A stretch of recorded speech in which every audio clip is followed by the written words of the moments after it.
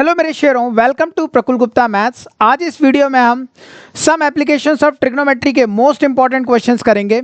ये टॉपिक बहुत इजी है, लेस टाइम टेकिंग है और 5 to 8 मार्क्स तुम सब इस टॉपिक को कवर करके इजीली स्कोर कर सकते हो। ये क्लियर है? तो स्टार्ट करते हैं हम पहले क्वेश्चन से। पहला क्वेश्चन है, ए स्टैच्यू 1.6 मीटर टॉल, एक स्टैच्यू है 1.6 metre tall, stands on the top of a pedestal. मतलब एक स्टैच्यू जो है जिसकी लंबाई 1.6 मीटर है वो पेडेस्टल के ऊपर खड़ा हुआ है। कोई दिक्कत इसमें? पेडेस्टल के ऊपर खड़ा हुआ है, ठीक है। पेडेस्टल क्या होता है भाई? पेडेस्टल होता है स्टैच्यू का स्टैंड। पेडेस्टल होता है स्टैच्यू का स्टैंड, ठीक है। तो एक पेडेस्टल है, उसके ऊपर एक 1.6 मीटर हाइट का स्टैच्यू जो है खड़ा हुआ है। क्लियर है ये? From a point on the ground, the angle of elevation of top of the statue is 60 degrees। मतलब ग्राउंड पे एक पॉइंट है, ग्राउंड पे एक पॉइंट है, उस पॉइंट से स्टैच्यू के टॉप का एंगल ऑफ एलिवेशन कितना गिवन है? 60 डिग्रीज। क्लियर है? And from the same point, और उसी पॉइंट से angle of elevation of top of pedestal is 45 degrees. भाई ग्राउंड पे उसी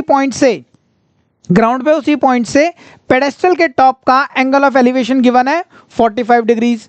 हमें फाइंड करनी है height of pedestal, height of pedestal. ये क्लियर है?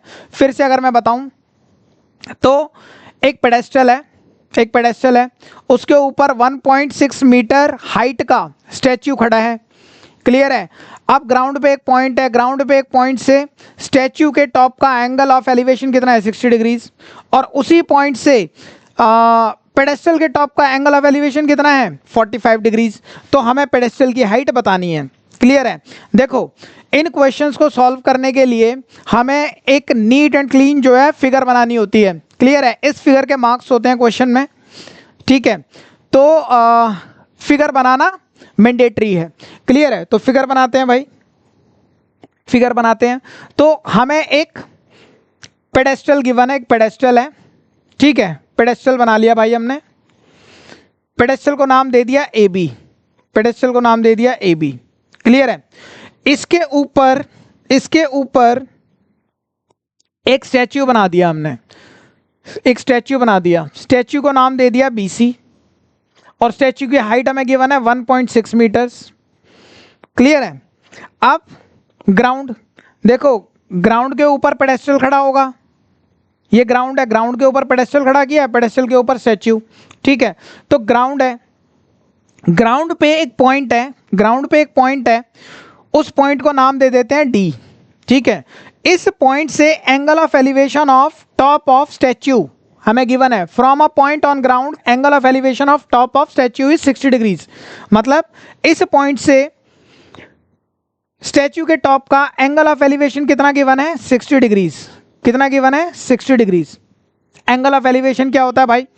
जब हम नीचे खड़े होके ऊपर की तरफ किसी चीज को देखते हैं तो नीचे से ऊपर बनने वाला एंगल को हम क्या बोलते हैं? Angle of elevation. क्लियर है? जैसे यहां पे खड़े होके स्टैच्यू के टॉप को देखा जा रहा है, तो देखने पे ये जो एंगल बन रहा है वो कितने डिग्रीज का बन रहा है? 60 डिग्रीज का। क्लियर है? नीचे से ऊपर देखने पे एंगल बन रहा है 60 डिग्रीज का, एंगल ऑफ एलिवेशन है 60 डिग्रीज, ठीक है। अब इसी पॉइंट से पेडेस्टल के टॉप को देखा जा रहा है, पेडेस्टल के टॉप को देखा जा रहा है, ठीक है। तो फिर ये एंगल जो बन रहा है इसे भी हम एंगल ऑफ एलिवेशन बोलेंगे, और ये एंगल ऑफ एलिवेशन कितना है? 45 डिग्रीज, 45 डिग्रीज। क्लियर है? 45 डिग्रीज, ठीक है। हमसे कह रहा है क्वेश्चन कि हमें पेडेस्टल की हाइट कैलकुलेट करनी है, पेडेस्टल की हाइट कैलकुलेट करनी है। तो पेडेस्टल है ए बी, इसकी हाइट मान लेते हैं एच। क्लियर है? पेडेस्टल की हाइट फाइंड करने के लिए हमें एडी की भी जरूरत पड़ेगी, तो इस डिस्टेंस को हम मान लेते हैं एक्स, एडी को हम मान लेते हैं एक्स। क्लियर है ये? ठीक है। अब देखो, हमें एच कैलकुलेट करना है, एच कैलकुलेट करना है ट्रिग्नोमेट्रिक रेशियोज की हेल्प से, ट्रिग्नोमेट्रिक रेशियोज की हेल्प से, ठीक है। देखो, अगर हम ट्रायंगल बी ए डी की बात करें, बी ए डी जिसकी बाउंड्री मैंने ग्रीन कर दी, इस ट्रायंगल की बात करें BAD की। अब BAD में जो एंगल गिवन है हमें वो गिवन है 45 डिग्रीज। कितना गिवन है? 45 डिग्रीज। मतलब इस एंगल को कंसीडर करना है, क्लियर है। जब इस एंगल को कंसीडर करेंगे हम तो इसके सामने वाली साइड क्या हो जाएगी, परपेंडिकुलर, मतलब परपेंडिकुलर हो जाएगी ए बी, क्योंकि इस वाले ट्रायंगल की बात कर रहे हैं बी ए डी की, परपेंडिकुलर क्या हो जाएगी ए बी, और वो है क्या एच, कोई दिक्कत इसमें, यानी कि परपेंडिकुलर हो गई एच। ठीक है, इस वाले ट्रायंगल की अगर हम बात करें तो बेस क्या है इस ट्रायंगल का, एक्स, बेस है इस ट्रायंगल का एक्स। परपेंडिकुलर और बेस को अगर हम कनेक्ट करने की कोशिश करें तो tan थीटा एक ऐसी रेशियो है जो परपेंडिकुलर और बेस को कनेक्ट करती है।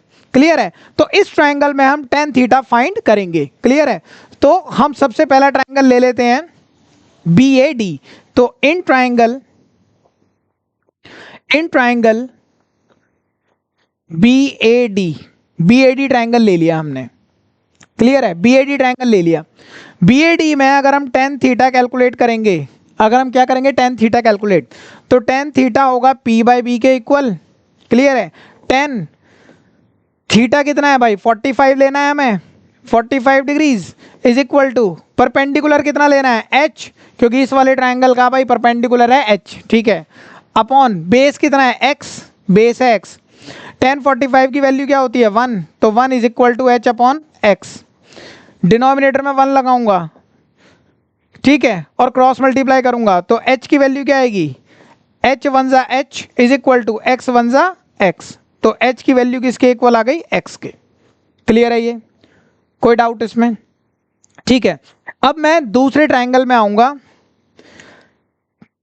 और ऐसे ट्रायंगल में आऊंगा जिससे कि मैं 60 डिग्रीज के एंगल को यूज कर सकूं, 60 डिग्रीज के एंगल को क्या कर सकूं, यूज कर सकूं।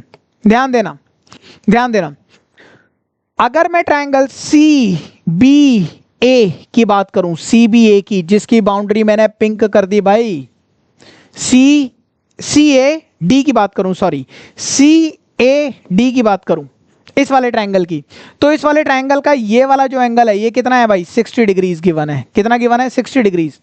क्लियर है, तो मैं बात कर रहा हूं ट्रायंगल CAD की, मैं बात कर रहा हूं ट्रायंगल CAD की, CAD, इस ट्रायंगल में एंगल गिवन है मेरे को 60 डिग्रीज। क्लियर है, 60 डिग्रीज। ठीक है, अब देखो 60 डिग्री को अगर मैं कंसीडर करूं तो इस ट्रायंगल की परपेंडिकुलर क्या होगी 60 डिग्रीज के सामने वाली साइड, यानी कि AC, 60 डिग्री के सामने वाली साइड, 60 डिग्रीज के सामने वाली साइड यानी कि AC, कोई दिक्कत इसमें, AC ये परपेंडिकुलर होगी। और AC मैं कैसे फाइंड करूंगा, AC फाइंड करने के लिए मैं AB और BC को ऐड कर दूंगा। AB H और BC कितना है 1.6, BC कितना है 1.6, तो AC कितना आ जाएगा H प्लस 1.6, यानी कि इस ट्रायंगल CAD की परपेंडिकुलर क्या होगी H प्लस 1.6, और इस ट्रायंगल, इसी ट्रायंगल के अगर बेस की बात करूं तो बेस इसका x ही है, कोई दिक्कत इसमें। क्लियर है, तो इस ट्रायंगल में अगेन परपेंडिकुलर और बेस को कनेक्ट करूंगा tan थीटा की हेल्प से, तो tan थीटा किसके इक्वल होता है परपेंडिकुलर अपॉन बेस। tan इस CAD ट्रायंगल में थीटा है भाई 60 डिग्रीज, परपेंडिकुलर कितना है हमने कैलकुलेट किया H प्लस 1.6, परपेंडिकुलर है H प्लस 1.6 अपॉन बेस कितना है x, tan 60 की वैल्यू होती है √3 is equal to H plus 1.6 upon x, नीचे 1 लगा के मैं क्या कर दूंगा क्रॉस मल्टीप्लीकेशन, तो √3 को x से मल्टीप्लाई करूंगा तो क्या आएगा √3x is equal to H plus 1.6 को 1 से मल्टीप्लाई करूंगा तो क्या मिलेगा H प्लस 1.6। कोई डाउट इसमें, ये आ गई भाई इक्वेशन नंबर 2, ये आ गई equation number 2, equation number 2। Clear है, अब मैं क्या कर रहा हूं इक्वेशन 1 से x की वैल्यू h इक्वेशन 2 में पुट कर रहा हूं, मतलब इक्वेशन 2 में x की जगह मैं क्या पुट कर रहा हूं h, क्योंकि मुझे क्या फाइंड करना है h यानी कि हाइट ऑफ पेडेस्टल। तो putting x is equal to h in equation 2, first equation में x h के बराबर है ना भाई, तो x की वैल्यू h पुट कर रहा हूं सेकंड इक्वेशन में, तो √3 x की जगह क्या आ जाएगा h is equal to h plus 1.6 clear है। √3h, h यहाँ पे प्लस का है, लेफ्ट हैंड साइड लेके आऊंगा तो माइनस का हो जाएगा, इज इक्वल टू 1.6। क्लियर है। √3 अगर कॉमन लूंगा, √3 कॉमन थोड़ी आएगा भाई, इन दोनों में से अगर h कॉमन लूंगा तो h जब कॉमन लूंगा, √3h में से h बाहर निकला तो क्या बचेगा, √3 माइनस h में से h बाहर निकलेगा तो क्या बचेगा, 1 इज इक्वल टू 1.6। क्लियर है ये, कोई डाउट इसमें, कोई डाउट इसमें? ठीक है, ये क्लियर है। अब ध्यान देना, अगर मैं h की वैल्यू निकालूं, h की वैल्यू क्या होगी, 1.6 अपॉन √3 माइनस 1, इधर h से मल्टीप्लाई हो रहा है, उधर जाके 1.6 को डिवाइड करेगा √3 माइनस 1। कोई डाउट इसमें?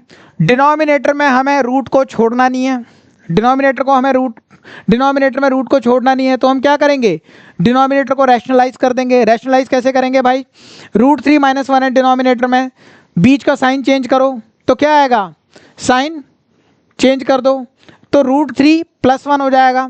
√3 प्लस 1 से हम ऊपर मल्टीप्लाई करेंगे और नीचे मल्टीप्लाई करेंगे, तो √3 प्लस 1 से ऊपर मल्टीप्लाई किया, √3 प्लस 1 से नीचे मल्टीप्लाई किया।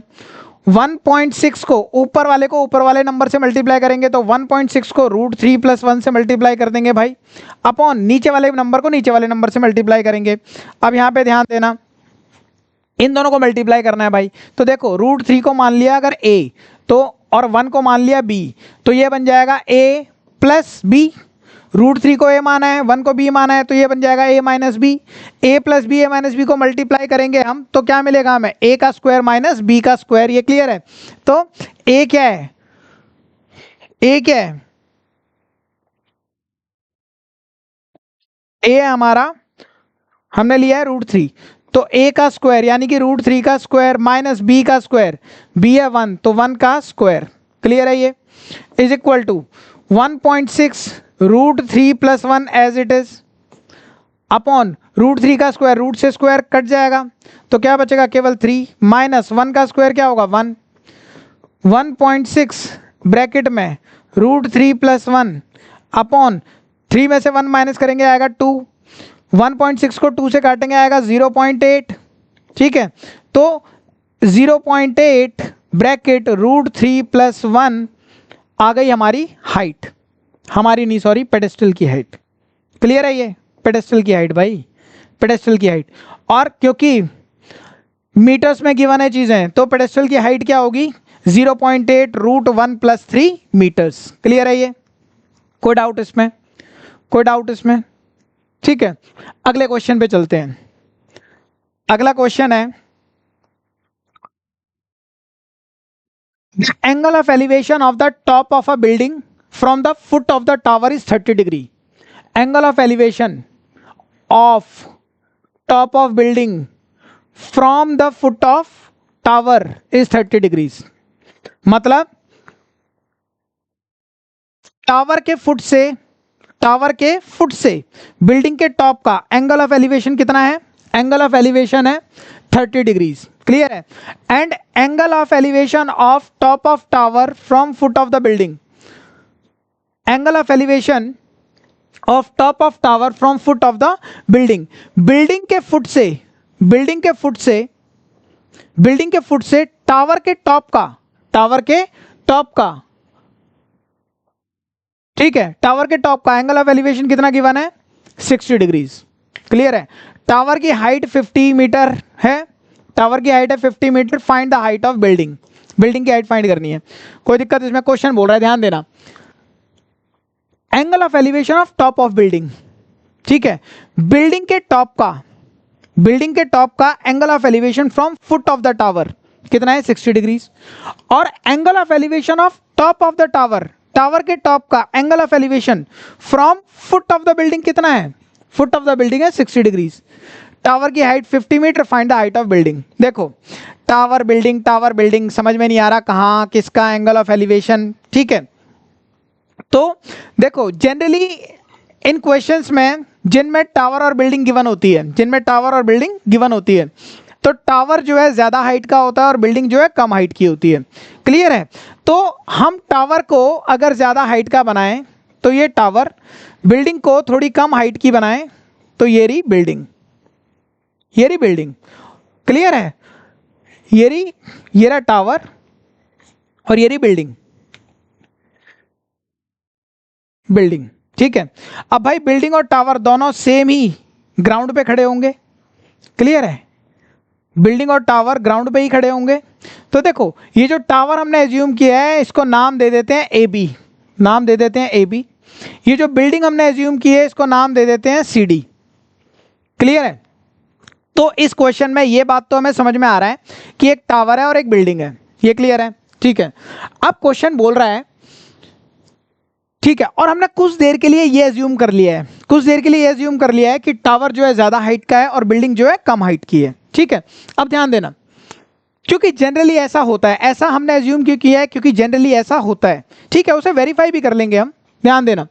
तो angle of elevation of top of building, building के टॉप का एंगल ऑफ एलिवेशन कहां से, फुट ऑफ द टावर, ये टावर का फुट है भाई, ये टावर का टॉप, ये टावर का फुट, ये बिल्डिंग का टॉप, बिल्डिंग का फुट, ठीक है। क्वेश्चन बोल रहा है angle of elevation of top of building, angle of elevation of top of building, building के टॉप का एंगल ऑफ एलिवेशन कहां से, from the foot of the tower, foot of the tower से बिल्डिंग के top का angle of elevation, clear है, tower के foot से बिल्डिंग के टॉप का angle of elevation, angle of elevation का मतलब नीचे से ऊपर की तरफ बनने वाला एंगल कितना है भाई, 30 डिग्रीज गिवन है, कितना गिवन है, 30 डिग्रीज।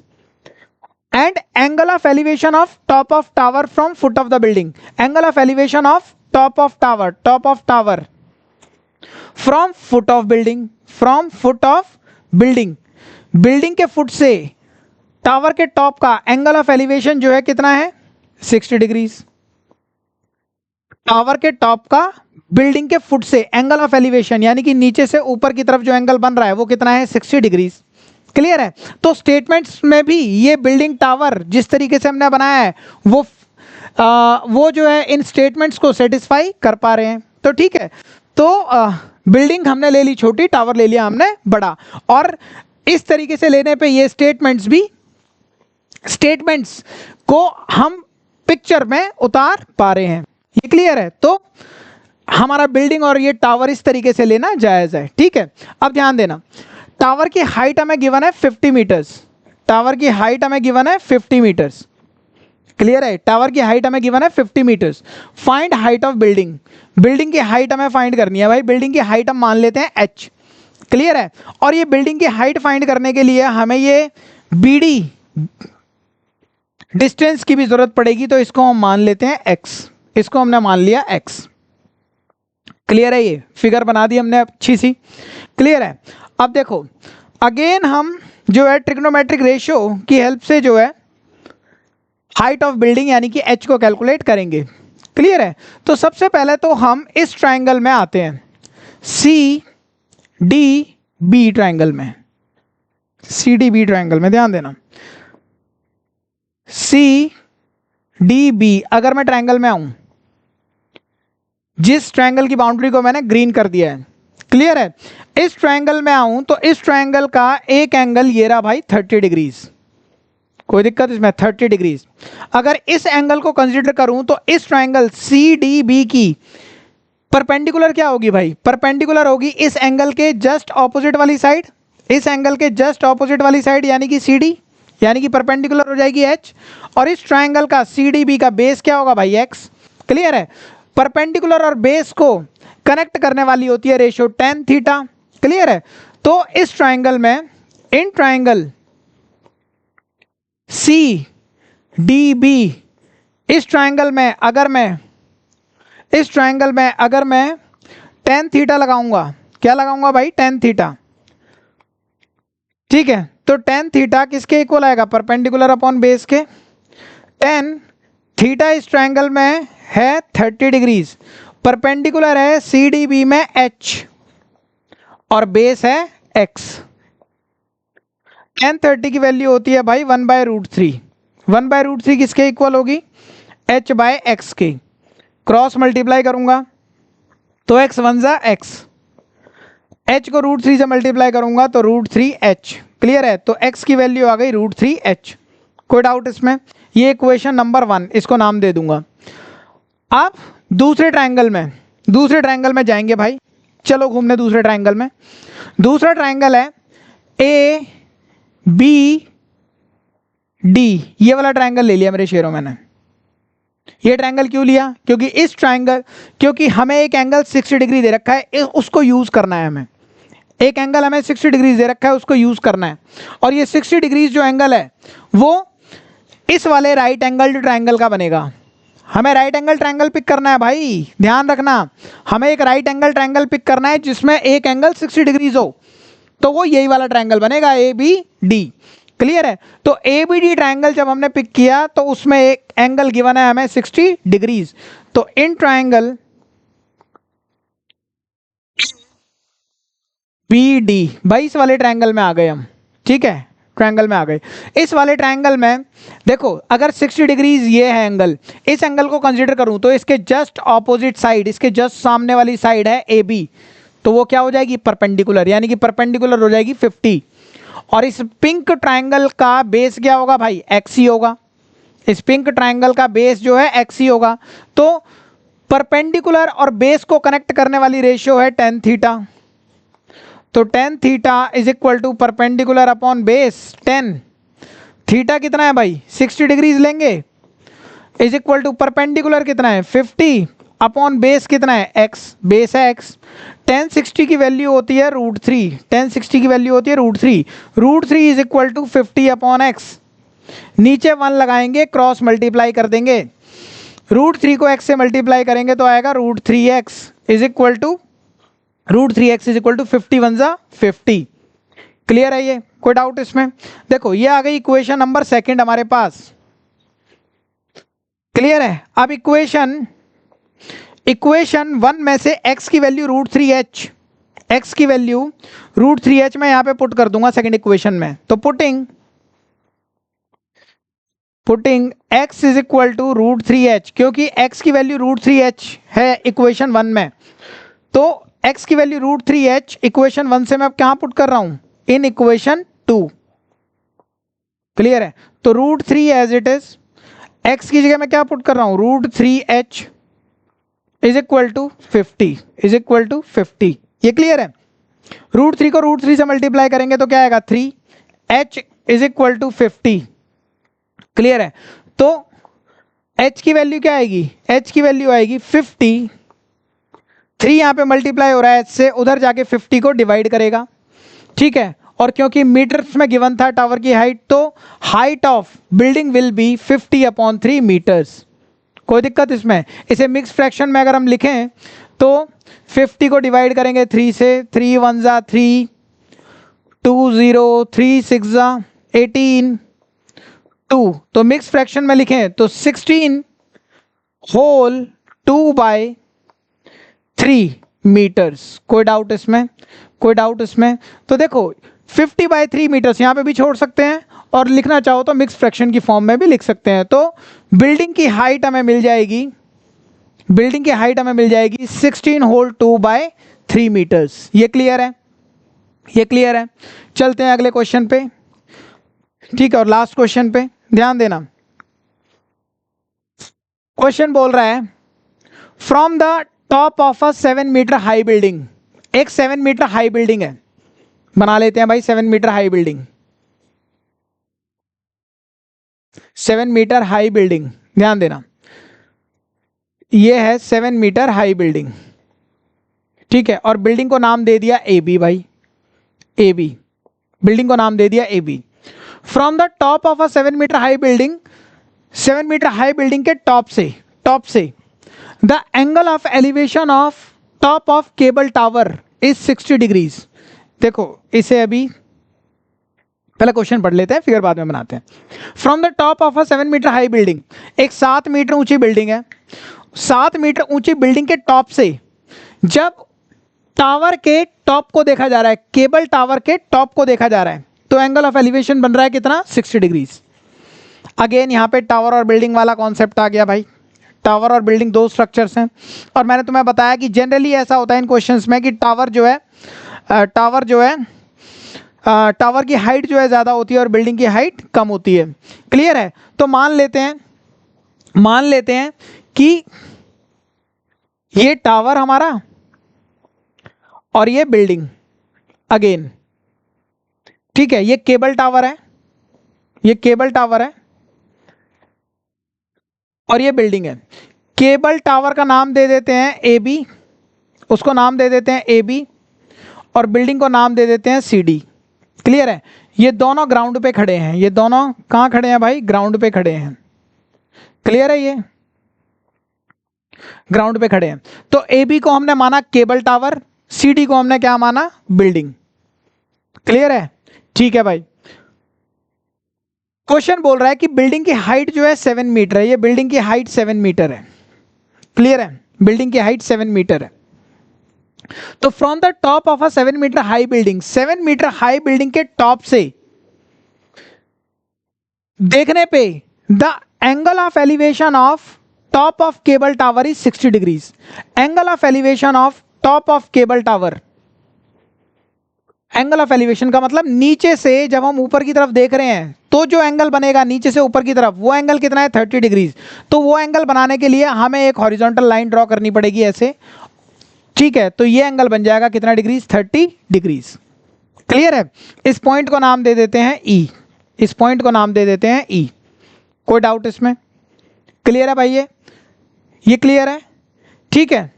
तो हमने क्या किया, एक बिल्डिंग ली 7 मीटर हाई, एक टावर लिया। क्लियर है? बिल्डिंग के टॉप से एंगल ऑफ एलिवेशन बनाया 30 डिग्रीज। क्लियर है? आगे क्वेश्चन बोल रहा है and angle of depression. Angle of depression का मतलब क्या होता है भाई? एंगल ऑफ डिप्रेशन का मतलब होता है कि जब हम किसी चीज को ऊपर से नीचे की तरफ देखते हैं, जब हम ऊपर से किसी चीज को देखते हैं जो नीचे है, तो ऊपर से नीचे की तरफ देखने पे जो एंगल बनता है उसे हम बोलते हैं एंगल ऑफ डिप्रेशन।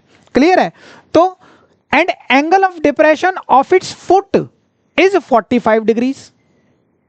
अगर क्वेश्चन को स्टार्टिंग से रीड करें, from the top of a 7 meter high building, 7 meter high building के टॉप से जो एंगल ऑफ एलिवेशन बन रहा है टावर के टॉप का वो कितना बन रहा है? 60 डिग्रीज।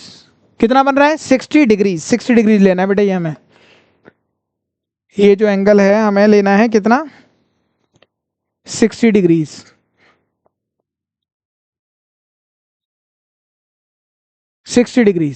क्लियर है? ये 60 डिग्रीज।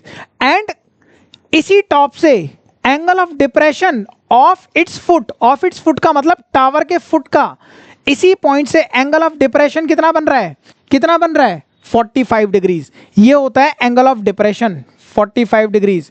यहां से टावर, बिल्डिंग के टॉप से टावर के फुट को देखा जा रहा है, तो ऊपर से नीचे की तरफ देखने में जो एंगल बन रहा है वो बन रहा है 45 डिग्रीज। देखो 45 डिग्रीज हमने ये लिया है, ये जो एंगल बन रहा है ये एंगल हमेशा हॉरिजॉन्टल के साथ बनेगा।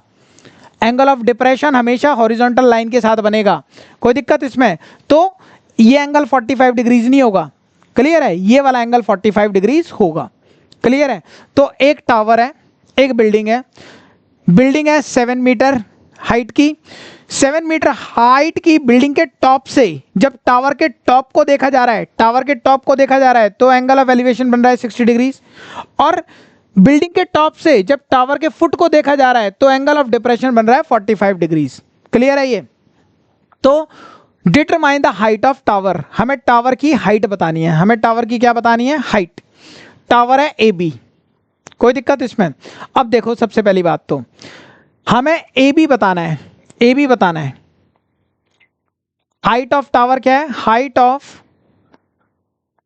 ऑफ टावर जो है वो क्या है? ए बी है। Height of tower A B है।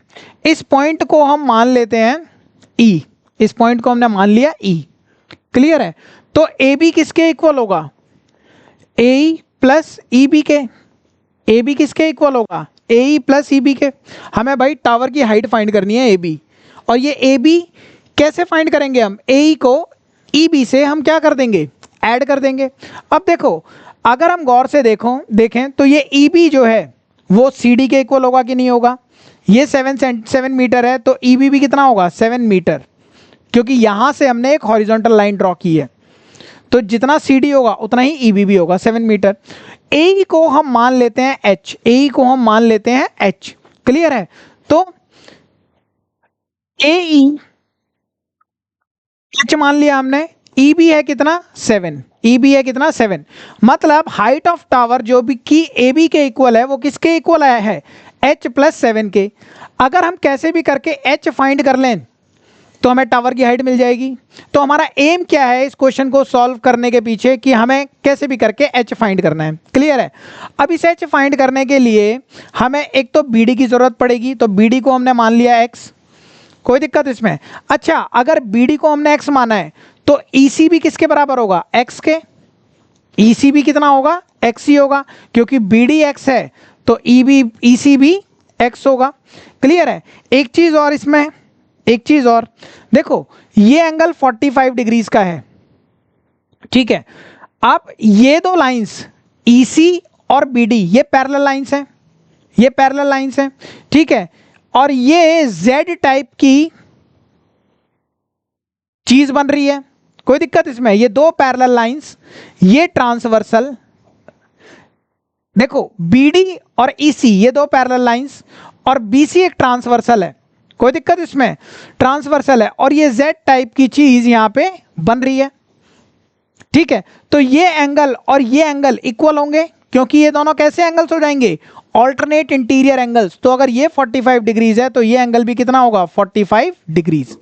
क्लियर है, ये क्लियर है, फिगर समझ में आई मेरे शेरों, फिगर समझ में आई, ये क्लियर है, ठीक है। अब इस क्वेश्चन को सॉल्व करना बहुत ईजी है, ठीक है। तो देखो सबसे पहले हम आ जाएंगे किस ट्राइंगल में, ए ई सी ट्राइंगल में, इस वाले ट्राइंगल में आ जाएंगे, ए ई सी इस वाले ट्राइंगल में आ जाएंगे, क्लियर है। ए ई सी इन ट्राइंगल ए ई सी इस वाले ट्राइंगल में आ गया, कोई डाउट इसमें, ठीक है। अगर मैं इस वाले ट्राइंगल में आऊं ए ई सी में, तो एंगल हमें गिवन है 60 डिग्रीज, इस ट्राइंगल में एक एंगल गिवन है 60 डिग्रीज, क्लियर है। इस 60 डिग्रीज को अगर मैं कंसीडर करूं तो इसके ऑपोजिट साइड जो होगी वो क्या होगी, परपेंडिकुलर, वो क्या होगी, परपेंडिकुलर, कोई डाउट इसमें। देखो ए ई सी एक राइट एंगल्ड ट्राइंगल है, एक राइट एंगल्ड ट्राइंगल है, ए ई सी क्या है, एक राइट एंगल्ड ट्राइंगल, क्लियर है, एक राइट एंगल्ड ट्राइंगल है।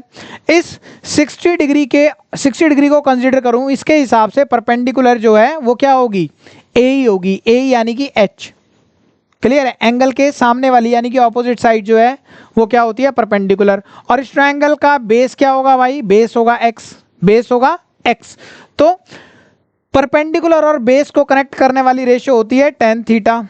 तो tan थीटा किसके इक्वल होगा भाई, परपेंडिकुलर अपॉन बेस के। tan थीटा कितना है भाई 60 degrees is equal to perpendicular कितना है h अपॉन बेस कितना है x। tan 60 की वैल्यू होती है √3, तो √3 is equal to h upon x. नीचे 1 लगा के क्या कर दिया मैंने, क्रॉस मल्टीप्लीकेशन, h को 1 से मल्टीप्लाई करूंगा तो h, √3 को x से मल्टीप्लाई करूंगा तो √3x, क्लियर है। ये हो गई इक्वेशन नंबर 1, ये हो गई इक्वेशन नंबर 1। अब मैं दूसरे ट्रायंगल में आऊंगा। देखो दूसरा ट्रायंगल मैं ले रहा हूं, दूसरा ट्रायंगल मेरे को ऐसा लेना है जिसमें जो राइट एंगल ट्रायंगल हो और जिसमें एंगल 45 डिग्रीज हो, जिसे मैं यूज कर सकूं, क्लियर है। तो देखो ये ट्रायंगल दिख रहा है भाई, जिसकी बाउंड्री मैंने पिंक कर दी, ये राइट एंगल ट्रायंगल है, ये राइट एंगल ट्रायंगल है, इसका एक एंगल हमें 45 डिग्रीज दिख रहा है, ये क्लियर है। तो अगर मैं 45 डिग्रीज को कंसीडर करूं तो इसके ऑपोजिट साइड यानी कि CD, इसके सामने वाली साइड यानी कि CD ये परपेंडिकुलर होगी, और इस ट्रायंगल का बेस क्या होगा भाई, x होगा। परपेंडिकुलर और बेस को कनेक्ट करने वाली रेशियो क्या होगी, tan थीटा अगेन। तो इन ट्रायंगल CDB